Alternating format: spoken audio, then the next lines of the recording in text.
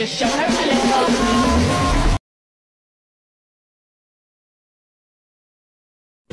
Assalamualaikum warahmatullahi wabarakatuh. Perkenalkan, kami dari kelompok 6 yang beranggotakan 7 orang. Saya Sari Ramadaini. Saya Anika Brida. Saya Amelia. Saya Wardata Uyuni. Saya Medi Syahda Utama. Saya Silvi Tamba. Dan saya Dika Fitrilia. Video simulasi ini kami buat untuk memenuhi tugas mata kuliah pengembangan strategi pembelajaran dengan rumpun pembelajaran personal dengan model pertemuan kelas.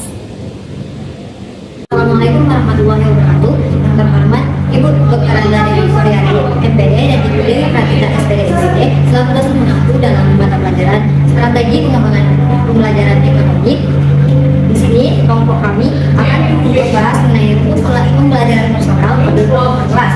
Anggota kelompok kami yang pertama Anika Fitrilia, yang kedua Medi Syahda Utama, yang ketiga Anika Brida, yang keempat Wardata Uyuni, yang kelima Silvi Tamba, yang keenam Sari Ramadhani, dan yang terakhir Amelia.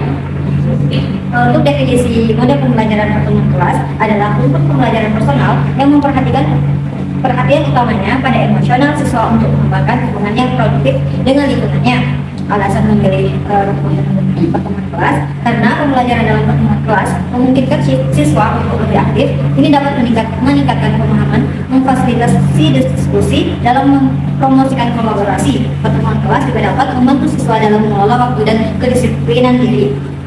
Adapun karakteristiknya, yang pertama pribadi yang kuat, yang kedua fleksibel, yang ketiga konsultasi materi, yang keempat pengetahuan individual, yang kelima teknologi, yang keenam kendali siswa atas pembelajaran mereka, dan yang terakhir koneksi sosial. Kelebihan dari rumpun pembelajaran pertemuan kelas, yang pertama dapat mengetahui karakteristik masing-masing siswa, yang kedua dapat membuat siswa senang karena dapat berkumpul dengan teman-teman yang sudah mereka kenal maupun yang tidak mereka kenal. Yang ketiga, siswa dapat bertanya langsung jika ada yang tidak dimengerti kepada guru. Yang keempat, dapat memecahkan masalah secara langsung. Untuk kekurangan pertemuan kelas sendiri, yang pertama membutuhkan tenaga yang lebih banyak. Yang kedua, terkadang ada ketidakcocokan antara siswa dan guru. Yang ketiga, tidak ada guru maka proses belajar dan mengajar tidak dapat dilaksanakan. Yang keempat, harus menentukan waktu dan tempat untuk proses belajar dan mengajar. Adapun langkah-langkah dari pembelajaran pertemuan kelas, yang pertama pembukaan, yang ketiga pertanyaan politik, yang keempat penyampaian materi, dan yang kelima penampilan video ajar, dan yang terakhir adalah penutup. Kesimpulan dari materi kami, yang model pembelajaran pertemuan kelas adalah rumpun pembelajaran personal. Perhatian utamanya pada emosional siswa untuk mengembangkan hubungan yang produktif dengan lingkungannya. Salah satu kelebihan dari model pembelajaran pertemuan kelas dapat membuat siswa senang karena bisa berkumpul dengan teman-teman yang belum dikenal maupun yang sudah dikenal. Terima kasih. Itu saja pemaparan materi dari kelompok kami. Assalamualaikum warahmatullahi wabarakatuh.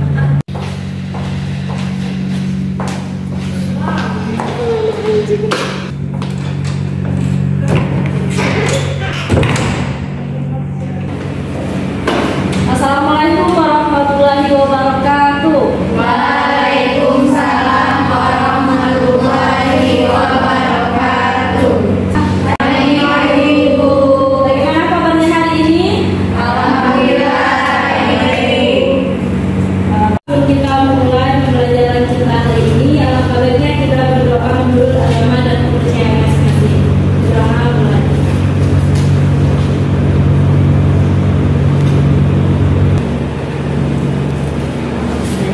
Baik, apakah semua ada yang berhalangan hadir hari ini? Hadir.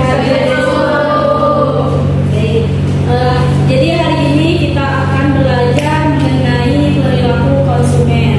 Nah, sebelum kita memasuki materi kita pada hari ini, apakah di sini ada yang tahu apa ilmu ekonomi apa saja yang sering diterapkan dalam kegiatan konsumsi yang sering kita lakukan?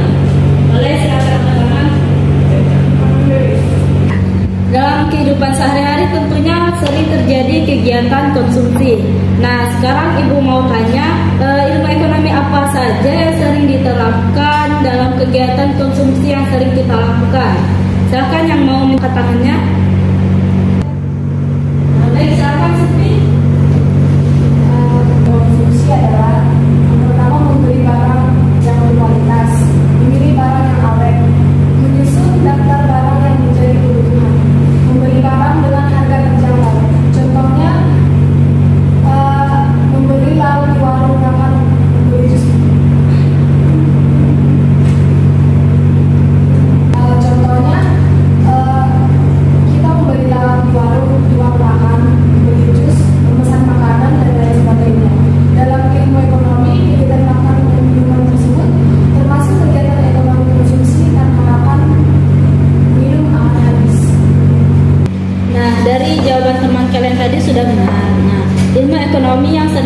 terapkan dalam kegiatan konsumsi meliputi membeli barang yang berkualitas, memilih barang yang awet, menyusun daftar barang yang menjadi kebutuhan, membeli barang dengan harga terjangkau.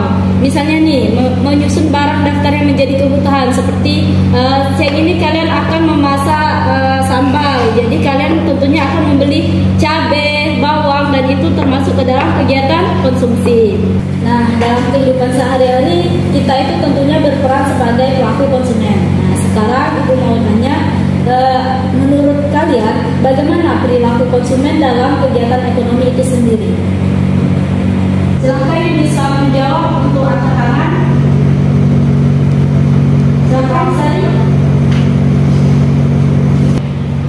Baiklah, di sini saya akan menjawab pertanyaan dari Ibu, yaitu menurut pemahaman Anda bagaimana perilaku konsumen dalam kegiatan ekonomi. Nah, menurut pendapat saya, perilaku konsumen dalam ekonomi itu tindakan-tindakan yang dilakukan oleh individu, kelompok atau organisasi yang berhubungan dengan proses pengambilan keputusan dan menggunakan barang-barang atau jasa ekonomi yang dapat dipengaruhi oleh lingkungan. Jadi benar yang dikatakan oleh Sari tadi, perilaku konsumen dalam ekonomi berupa tindakan-tindakan yang dilakukan oleh individu, kelompok maupun organisasi yang berhubungan dengan proses pengambilan keputusan dalam mendapatkan menggunakan barang-barang atau jasa ekonomi yang dapat dipengaruhi lingkungan. Baik, terima kasih kepada anak-anak yang sudah mau menjawab. Kita beri apresiasi dulu dong.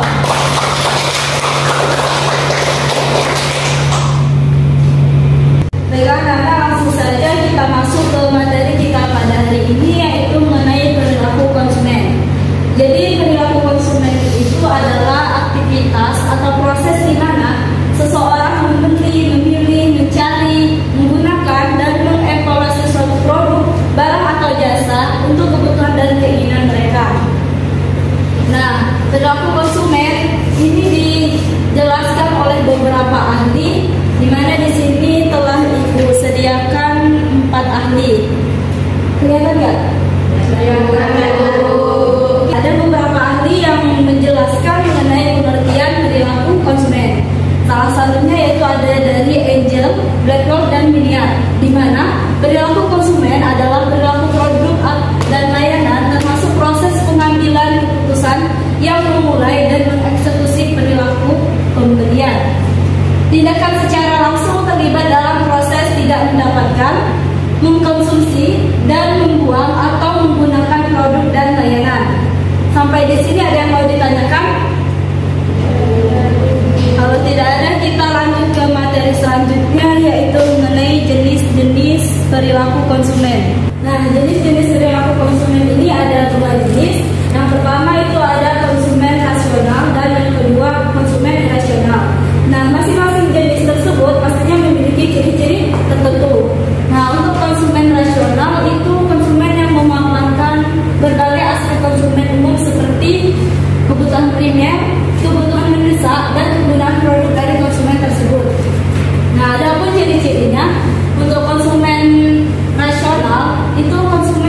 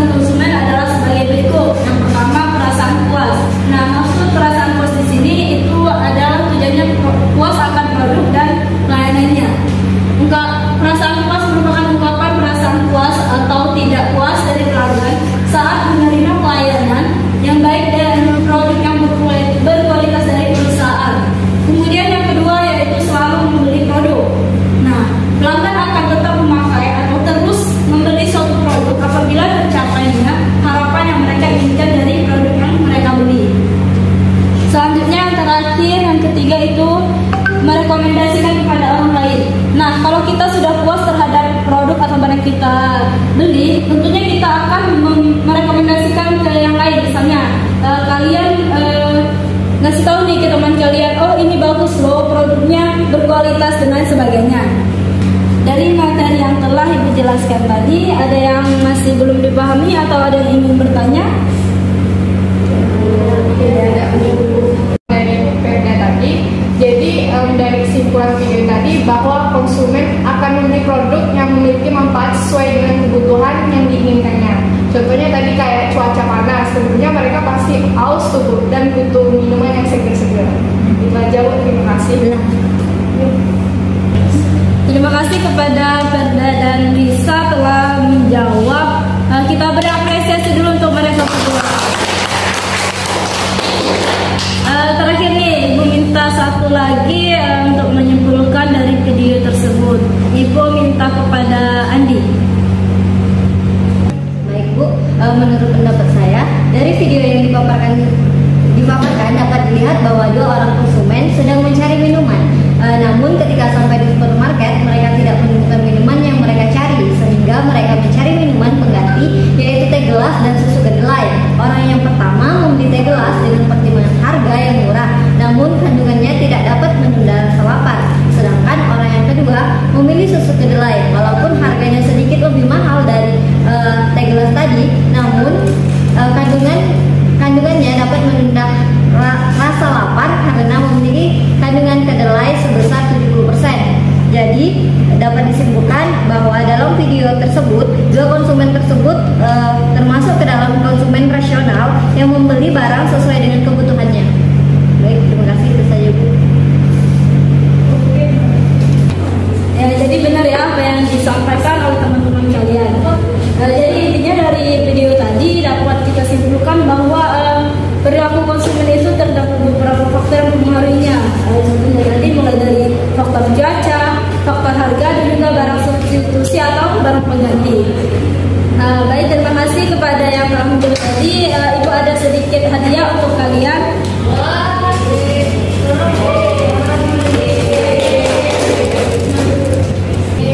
Tadi Andi. Kerja. Makasih aku dong.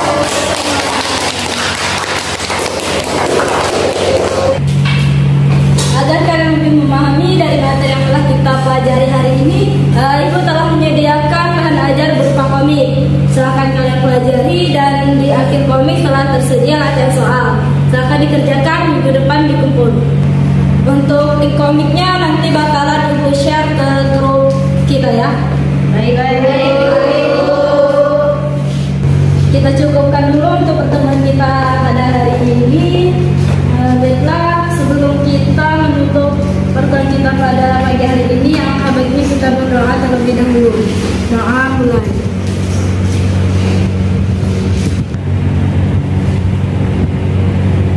Selesai. Ibu akhiri, wassalamualaikum warahmatullahi wabarakatuh. Waalaikumsalam warahmatullahi wabarakatuh. Terima kasih, Bu. Ya, selamat pulang ya, berdoa. Ya, Bu.